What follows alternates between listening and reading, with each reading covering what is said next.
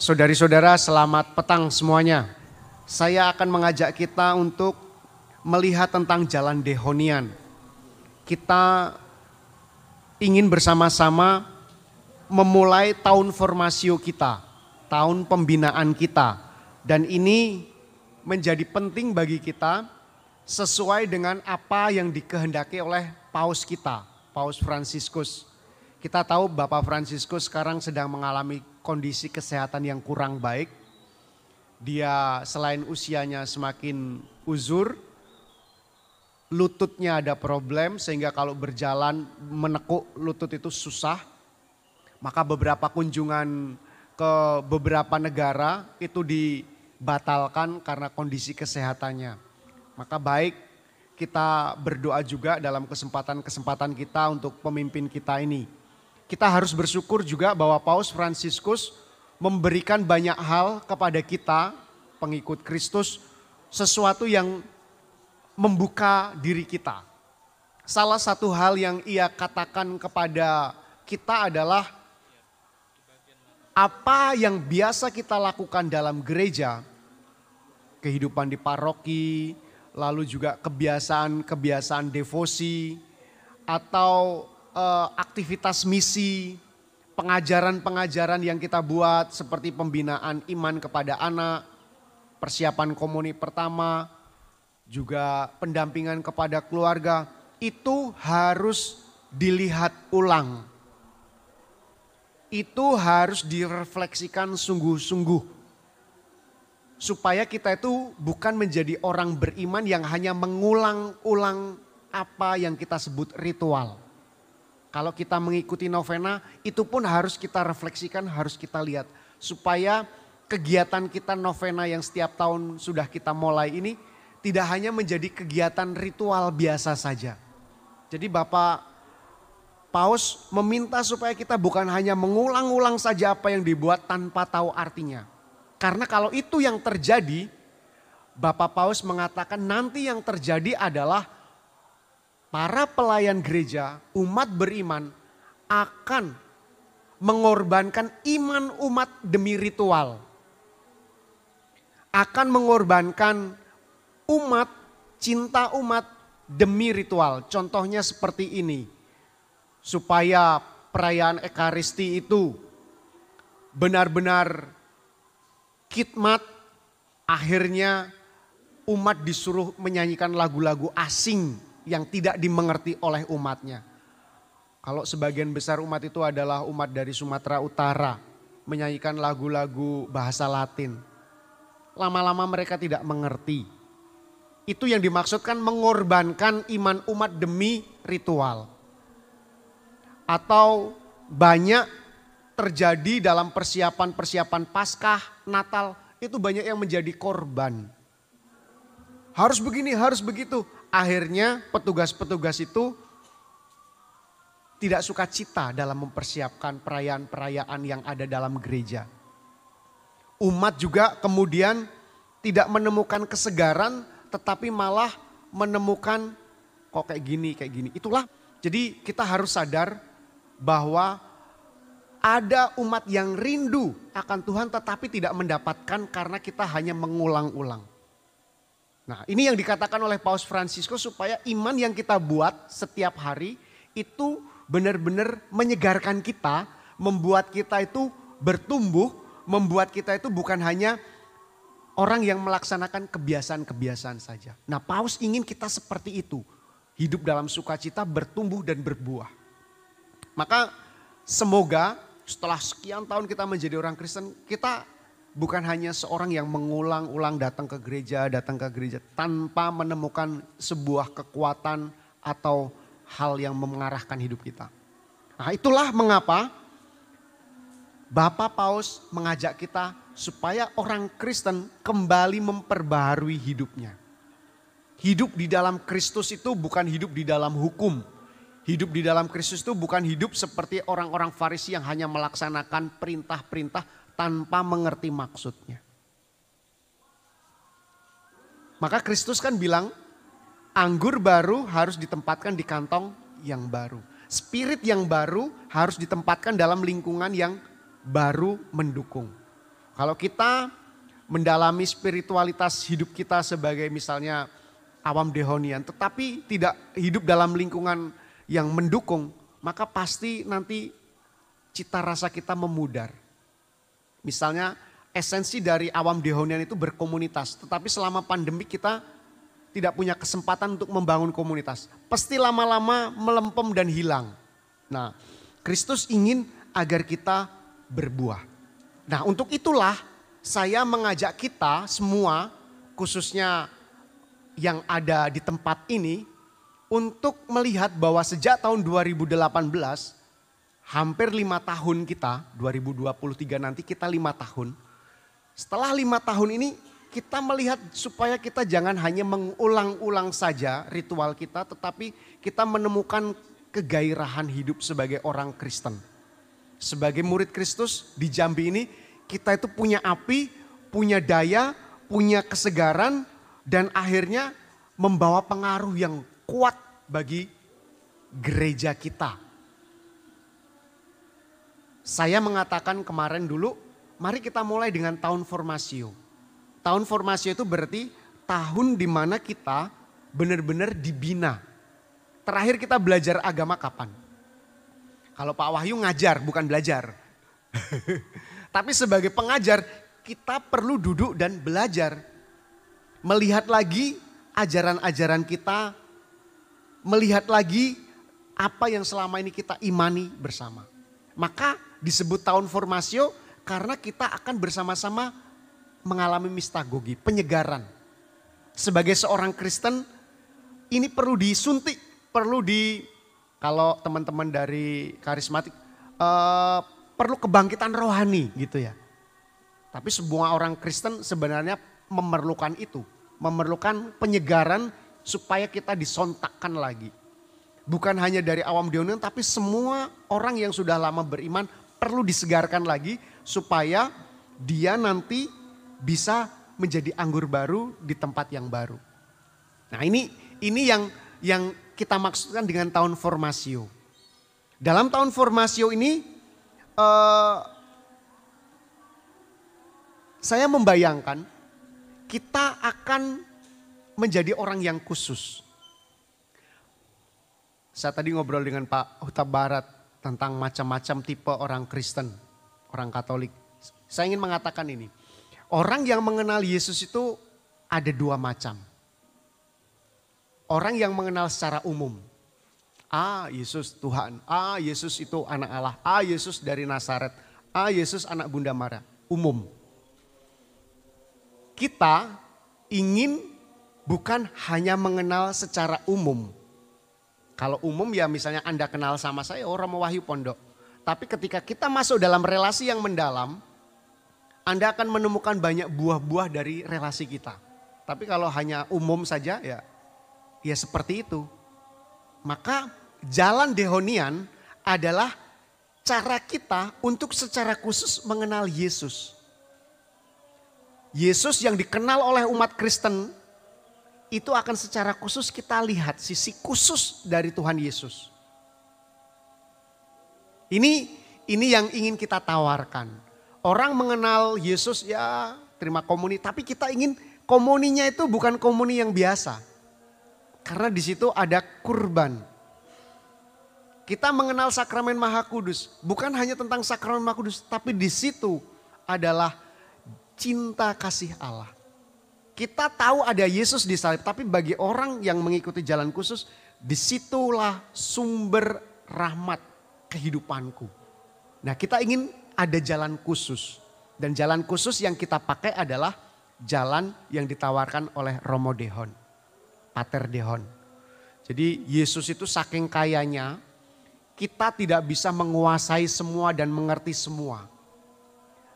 Tetapi perkenalan secara mendalam kita melihat sisi khusus dari Tuhan Yesus. Seperti yang saya katakan semalam, Santo Fransiskus dari Asis itu mengenal secara khusus kemiskinan Kristus. Itu sudah cukup dan membuat dia bersuka cita dan bisa menjadi orang yang menggerakkan banyak orang. Atau Santa Teresia dari Kalkuta. Cukup dengan mengenal Yesus yang kehausan itu sudah membuat dia mengubah. Saya berharap Jalan Dehonian itu membuat Anda seperti itu semua. Kalau Romo Haryoto bilang kerasukan Tuhan. Ya, artinya kita itu sungguh-sungguh dikuasai oleh Tuhan.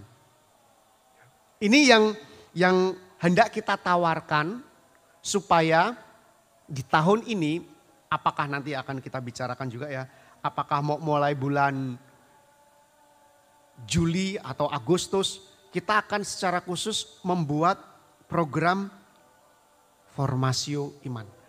Nah, kalau Bapak Ibu perhatikan di sini, jalan Dehonian itu ada dua hal. Bagaimana kita menghayati sebagai murid Kristus. Ada dua hal. Menurut Pater Dehon, pertama jalan kasih, yang kedua adalah jalan pemulihan.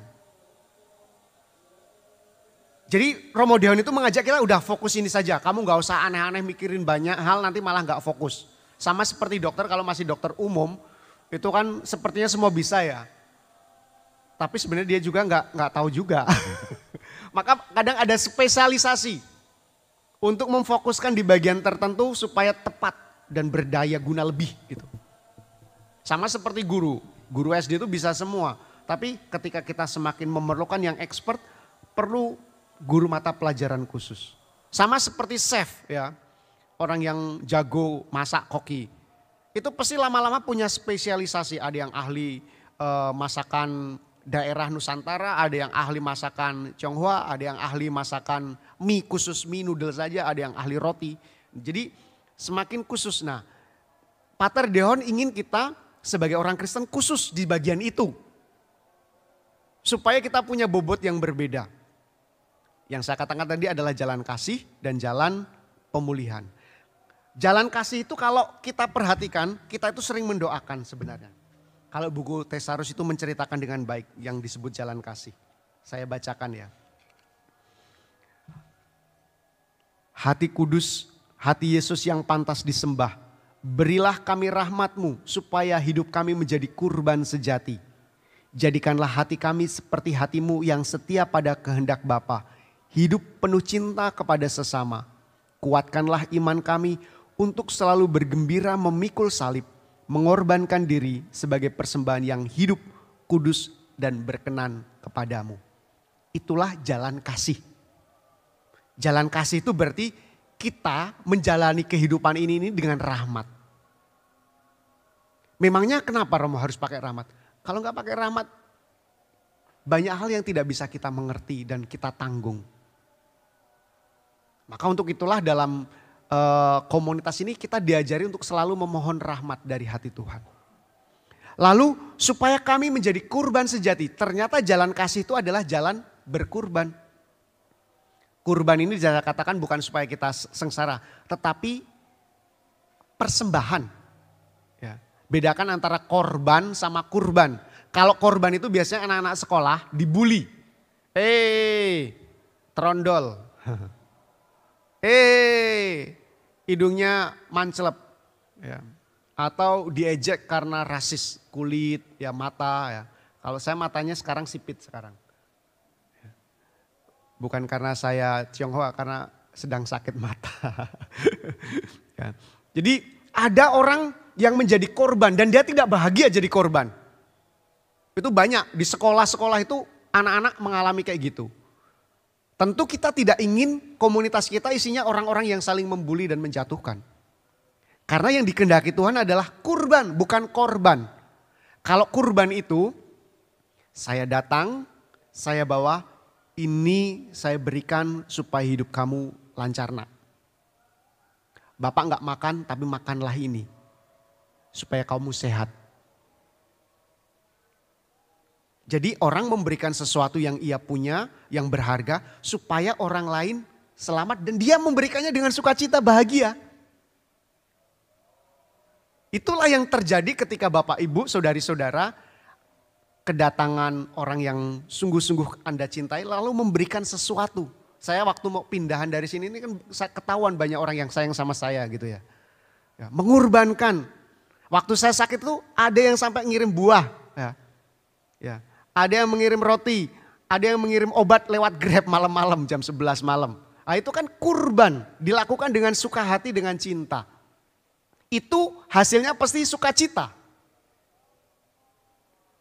Jadi menjadi Kristen, jalan kasih itu adalah jalan yang membuat kita itu bersukacita walaupun kita kehilangan sesuatu yang berharga. Nah ini yang dikatakan menjadi kurban sejati. Karena kita ingin meniru kasih Kristus. Kristus itu kan dia memberikan nyawanya bukan karena terpaksa, tetapi sungguh aku lakukan bukan karena kehendakku sendiri, tapi supaya kehendak Allah terjadi, yakni keselamatan kamu, supaya kamu bahagia.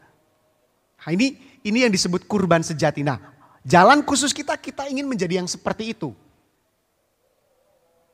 Kalau kita melakukan sesuatu di pelayanan kita melakukan itu karena I am doing my best. Aku mau melakukan yang terbaik. Ya.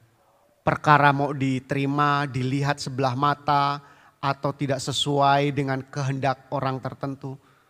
Itu tidak mengurangi kualitas kebaikan kita. Saya berjuang untuk itu. Saya berjuang. Buder itu juga pasti walaupun sudah 60-an tahun masih berjuang ya Der ya. Dan itu proses kita. Ya. Ternyata berkurban menurut Tuhan Yesus itu adalah jalan kasih. Ya itu. Lalu jadikanlah hati kami seperti hatimu yang setia pada kehendak Bapa. Jalan cinta itu jalan yang melulu hanya melaksanakan kehendak Bapa. Karena setiap kehendak manusia belum tentu baik dan benar. Maka sering doa kita, Tuhan bukan kehendakku tapi kehendakmu. Kita memohon macam-macam kalau Tuhan tidak menghendaki karena enggak baik dan benar untuk kita. Santo Yakobus kan pernah mengatakan, kalau doamu tidak terkabul, jangan-jangan kamu doa karena doamu itu hanya mementingkan egomu saja, maka Tuhan enggak mengabulkan. Ada kehendak kita yang harus kita perbaiki. Maka dalam komunitas ketika ada formasio kita mulai mensortir, memilih ini kehendak yang dikehendaki Tuhan, ini kehendak yang benar-benar sesuai rencananya. Mengapa itu penting? Ya karena akhirnya toh kita akan hidup bersama Bapa di surga. Di surga. Di sana kan bukan kehendak kita lagi. Doa Bapa kami kan bukan kehendakku. Ya. Jadilah kehendakmu di atas bumi seperti di dalam surga. Nah, memang itu kurban. Karena tidak mengikuti kehendak sendiri itu berat. Biasanya orang yang tidak mau mengorbankan kehendaknya itu jadinya otoriter. Saya termasuk orang yang otoriter. Tapi saya masih bisa menertawai saya yang otoriter, berarti saya sudah lebih baik lah ya. Tapi banyak orang yang tidak bisa mengorbankan kehendaknya karena benar dia baik, tetapi tidak benar. Itu biasanya menjadi orang yang keras. Nah kita tidak ingin seperti itu, maka kita ingin hati kita seperti hati dia. Ini tentang kurban. Selamat datang Ibu. Ya. Dan hidup penuh cinta kepada sesama. Jalan cinta itu berarti jalan cinta yang ditunjukkan kepada sesama. Ya, kita mengatakan cinta, jalan cinta tapi enggak mencintai sesama. Saya terkesan dengan pengalaman kita ketika kita kunjungan ke Tugu Mulyo. Kita nggak kenal orang sana, kita cuma kenal Romo Haryoto ya waktu itu. Tapi kita begitu merasa dekat dan mencintai mereka. Atau ketika pelayanan ke stasi-stasi waktu itu ya. Itu kan kita baru tahu stasi kita itu jauhnya minta ampun itu ya. Dan untuk perjalanan ke sana itu benar-benar melelahkan. Tapi lihatlah ketika bertemu mereka. Kita sungguh bisa mencintai mereka. Saya pribadi, cinta saya kepada umat semakin bertumbuh karena pelayanan-pelayanan itu. Kemarin belum lama ini saya dengan Pak Kasianus sama Ibu Margareta ke Pasang Surut di sana. Mereka saya minta beri kesaksian, terus saya juga memberi kesaksian bersama-sama. Justru semakin mencintai. Maka cinta kepada sesama itu tidak sama dengan menyenangkan orang, tetapi berusaha supaya mereka menjadi lebih baik. Itu. Kuatkanlah iman kami untuk selalu bergembira memikul salib. Nah ini. Jalan dehonian itu jalan supaya kita tidak melarikan diri dari salib. Karena Kristus itu adalah melakukan kurban silih demi keselamatan. Dan dia tidak lari dari salib. Cenderungan kita kan berat kalau memikul salib. Salib saya katakan tidak sama dengan penyakit ya. Kalau saya katakan berkali-kali, kalau Anda sakit berat paru-parunya radang sampai karena kanker, karena merokok, itu bukan salib. Itu karena kebodohan. Atau saya sakit, ya tahu gak boleh makanan yang mengandung asam urat, tapi tetap memakan, lalu jalannya diseret, itu bukan salib. Yaudah ya.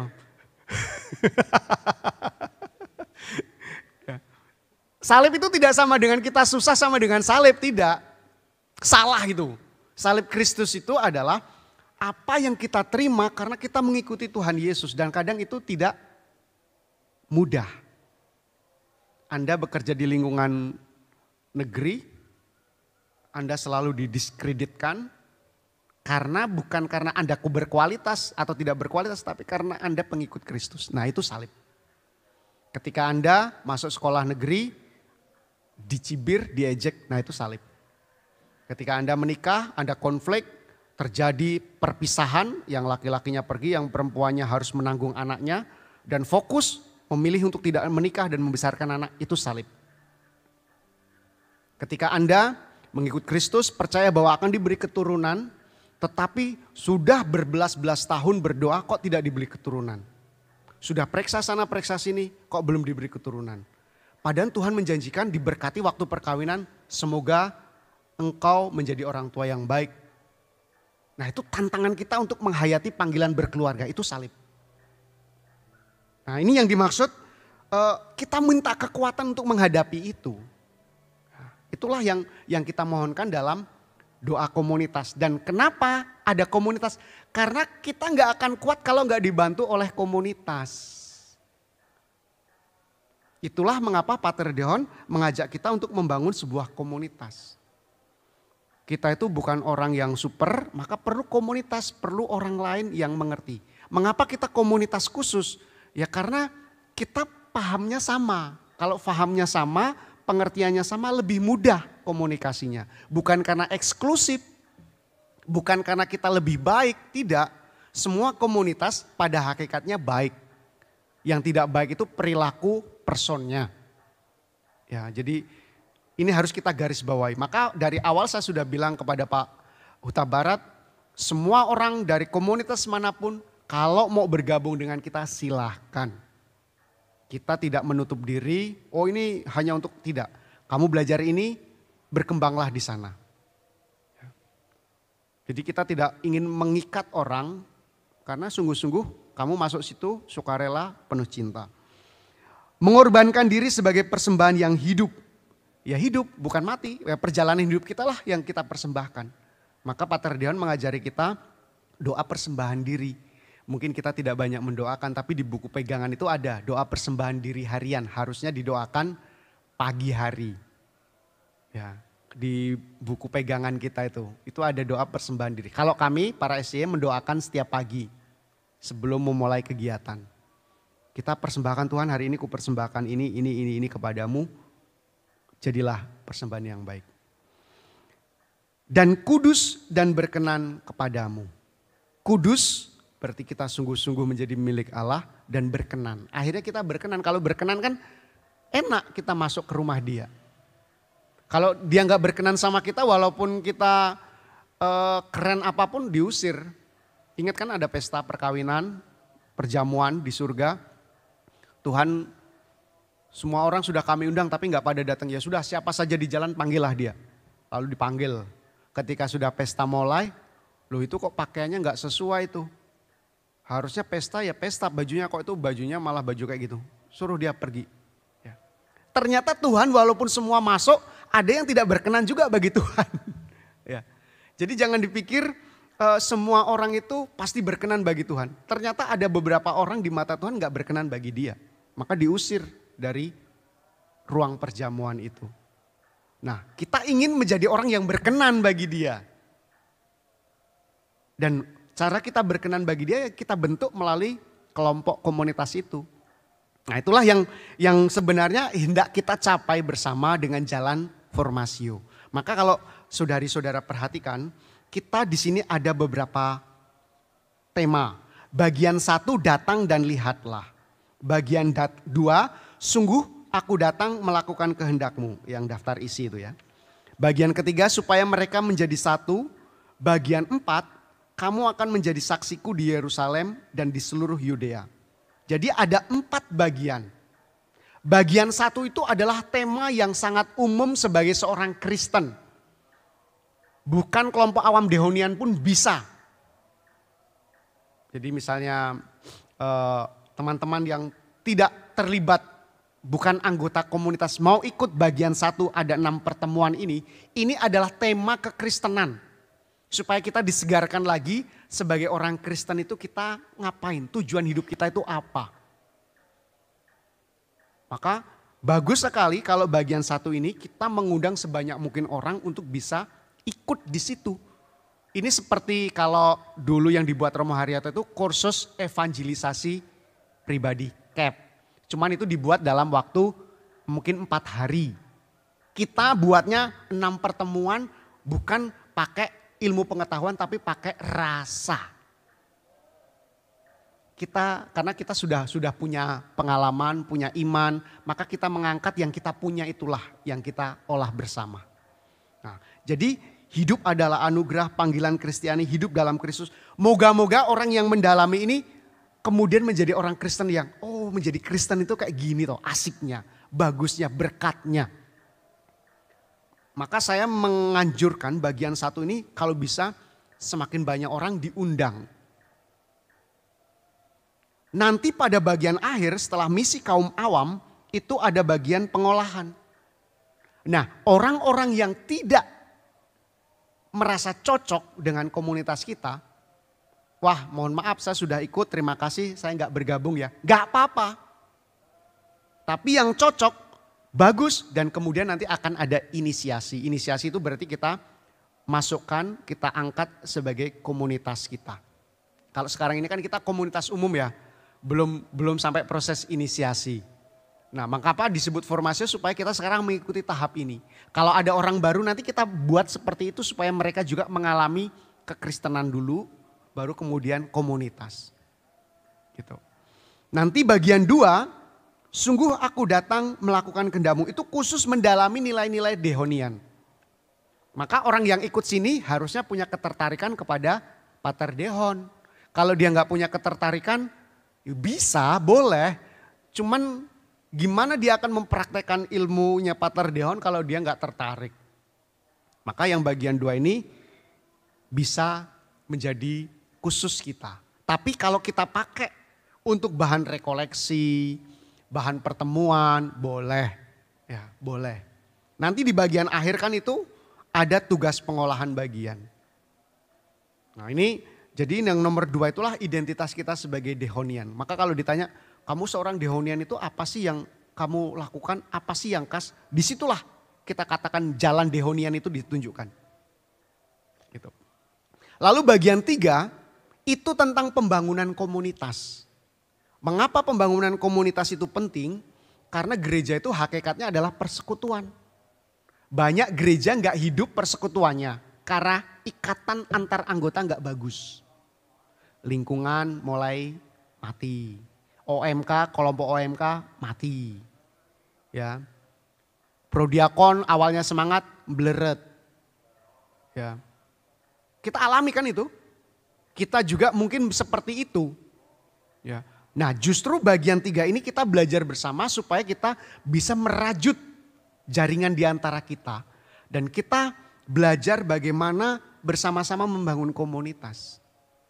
Maka komunitas ini melebihi suku, melebihi strata, melebihi sosial, melebihi latar belakang. Tapi di situ dibangun atas dasar semangat ekaristi. Kristus yang manggil jadi satu. Maka nanti komunitas kita akan kokoh. Lalu bagian 4 itu adalah misi. Maka komunitas yang tadi sudah dikuatkan itu akan bermisi. Misi kita ternyata berbeda dari kelompok lain. Misi kita itu adalah membantu para pendosa untuk menemukan rahmat. Misi kita adalah untuk turut menyembuhkan orang-orang yang sungguh-sungguh mengalami luka. tugas kita adalah pelayan pendamaian. Jadi misi kita itu, walaupun kita itu jadi prodiakon, tapi di situ ada nilai plusnya. Membantu orang-orang di situ untuk akhirnya menjauhi dosa sakralegi. Karena Pater Deon sangat menghargai benda-benda suci, benda-benda rohani, hal-hal yang ritual itu ia rawat dengan baik. Maka kita kalau jadi prodiakon atau kerja di Misdinar, kita akan punya misi di situ. Supaya orang-orang menghindari dosa sakralegi. Dosa-dosa yang merendahkan hal-hal yang sudah dikuduskan. Terus kita juga akan turut menyembuhkan. Walaupun kita WKRI, tapi di situ kita justru menjadi orang-orang yang tempat curhat, tempat menguatkan. Ayo balik lagi. Supaya orang-orang yang tadi terluka karena konflik di situ, kita sembuhkan di situ. Ya. Tidak dengan pendekatan doa-doa atau apa, tidak. Tetapi dengan pendekatan jalan kasih. Lalu disebut pelayan perdamaian. Mengapa? Karena jalan kasih itu membuat orang berdamai. Manusia dengan Allah jadi satu. Yesus menyatukan semua orang yang berbeda menjadi satu. Maka di situ ada pendamaian. Maka misi kita itu sebenarnya misi yang sangat spiritual. Tetapi dilakukan dalam macam-macam pekerjaan. Sebagai dokter, sebagai pengajar, sebagai seorang mungkin CEO atau mereka yang wira swasta. Tapi di situ kita menjalankan misi kita. Jangan berpikir misi kita itu tampil tidak. Justru kita itu misinya itu sangat-sangat tidak kelihatan. Nah ini yang harapannya nanti kalau kita sudah mempelajari 4 bagian ini, moga-moga Anda menemukan, oh ini jalan Dehonian. Ya, gitu. Nah kurang lebih ini yang saya jadikan pengantar kepada kita sekalian. Saya mengusulkan mungkin baik sekali kita mulai pembaharuan di antara kita dengan mulai bagian 1 formasio, tahun formasio ini.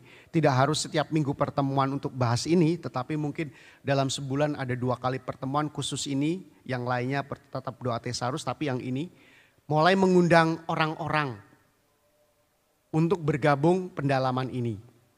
Karena kita akan mengundang orang-orang, maka perlu fasilitator, orang yang akan mengelola kegiatan. Salah satu ciri khas kegiatan kita itu bukan menggurui. Maka tidak pernah fasilitator itu ngajari orang. Karena setiap orang itu sudah punya pelajaran, punya keutamaan, punya keluhuran. Maka bantu mereka menemukan itu. Empowering istilah kita ya. Maka nanti kalau misalnya dari komunitas ada 4 atau 5 orang, bisa kursus bersama saya secara online. Saya pribadi sudah punya komitmen mulai Agustus saya akan buka online khusus untuk mereka yang jauh-jauh. Seluruh Indonesia yang mau ikut secara online nanti lewat pengajaran Zoom tentang ini. Ini khusus yang bagian 1. Tetapi nanti misalnya kita selain ikut kelompok ini tetap bergabung dengan saya, boleh juga. Gitu. Ini pengantar yang harapannya nanti membuat kita semakin punya identitas dan akhirnya bisa sungguh-sungguh menjalani jalan Dehonian. Sampai di sini dulu dari saya. Kalau ada pertanyaan, ada hal-hal yang ingin diketahui lebih lanjut, baik sekali. Mengapa tadi saya katakan 2018 kita mulai, berarti 2023 baik kalau kita sudah mulai inisiasi sebagai komunitas. 5 tahun Lustrum, kita mulai sebagai orang-orang yang sudah diinisiasi. Jangan merasa, waduh nanti gak lulus, enggak. Masing-masing berproses dengan keberbedaannya masing-masing. Pemahaman iman kita kan berbeda-beda ya. Kekristenan kita penghayatannya juga ada yang kuat di bagian liturgi, ada yang kuat di aksi sosial, ada yang ya udah itulah ciri khas kita. Berbeda-beda. Itu dari saya mungkin ada pertanyaan atau tanggapan. Terima kasih.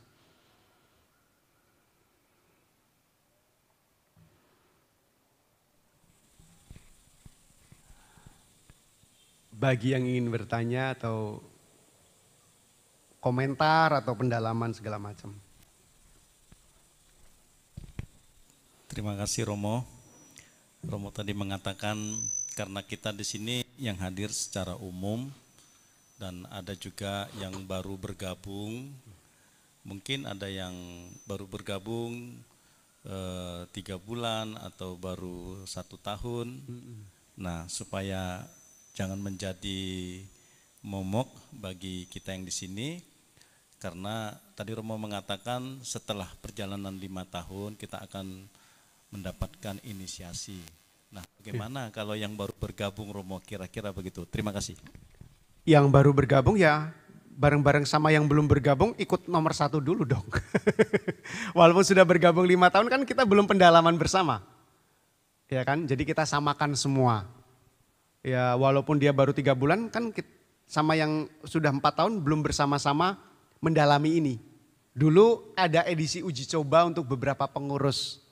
Nah, baik kita samakan supaya langkahnya sama. Kan kalau ilmunya sama, jalannya enak ya, nggak balapan gitu ya.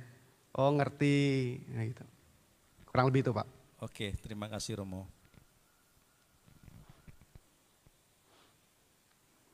Terima kasih Pak Huta Barat. Ada lagi?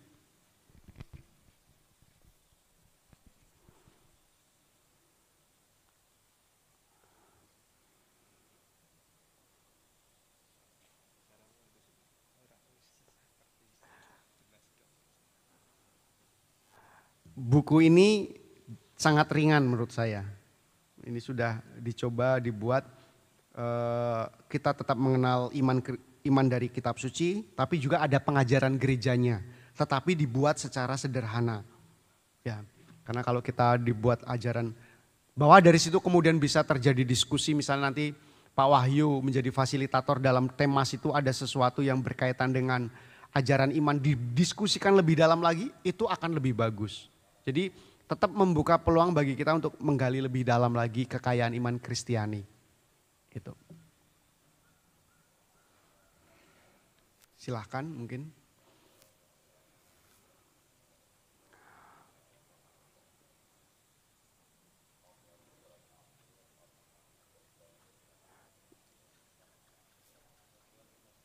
Oke, silahkan Pak. Menunggu teman-teman untuk bertanya Romo, jadi saya mengisi. Untuk buku pedoman kita kan itu masih edisi percobaan Romo, jadi ada sebagian yang sudah kita berikan ke teman-teman. Nah karena dia edisi Uji coba, finalnya apakah nanti ada atau gimana ya Romo ya? Terima Iya. kasih. Justru itulah yang nanti mungkin dari komunitas di daerah-daerah seperti Jambi itu ada masukan, Romo ini kayaknya nggak jelas. Nah itu mungkin bisa kita perbaiki, maka disebut uji coba. Setelah dipraktekkan mungkin, oh ini kurang kami pahami Romo, maka bisa diperbaiki lagi gitu. Itu tujuannya. Apa misalnya ada penjelasan yang belum masuk Romo di sini, kan ada bagian tanya jawab itu ya Pak, yang bagian belakang. Romo yang ini kayaknya harus dimasukkan Romo. Nah, seperti tadi misalnya tentang jalan. Terima kasih Romo. Ada lagi dari yang lain? Kalau tidak ya nggak apa-apa. Kita cukup dulu, kita rehat beberapa menit persiapan misa.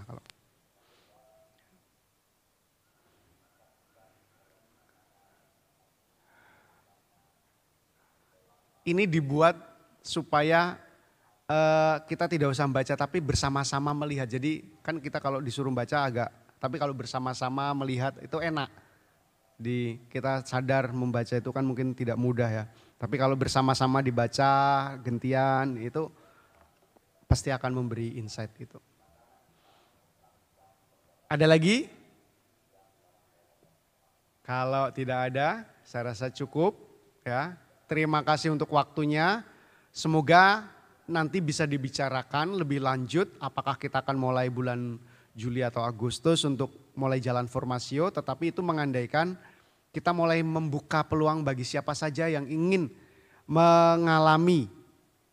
mengenal hidup Kristen secara lebih. Mungkin itu yang jadi kata kunci bagian 1.